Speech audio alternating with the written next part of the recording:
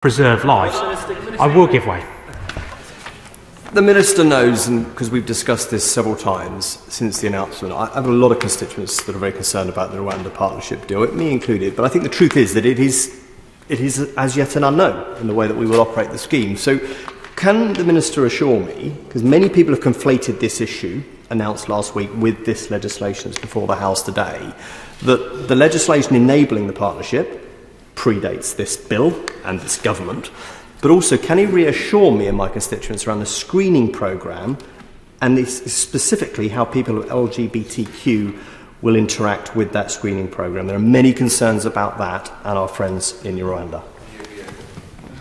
I'm grateful to my honourable friend for his question, and he always raises pertinent issues on behalf of his constituents in Winchester.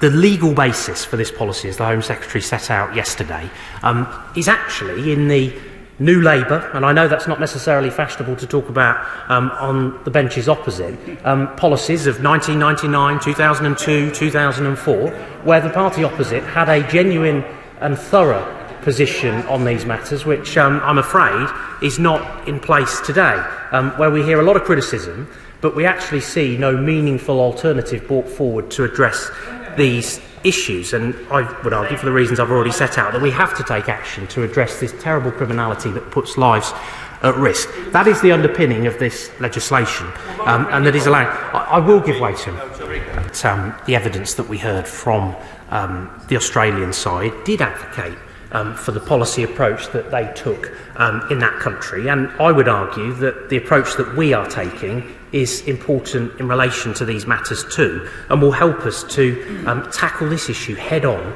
and help to disrupt the work of these evil criminal gangs. And on my honourable friend's point about the screening process, I must go back to the fundamental point, which is that people will only be relocated if it is safe for them. And that will be the consideration that will be taken in relation to every case, taking proper account of people's circumstances. And of course, at all times, we will act in accordance with our obligations through both ECHR and the Refugee Convention. And those obligations apply on the other side as well. I will give way to what I'm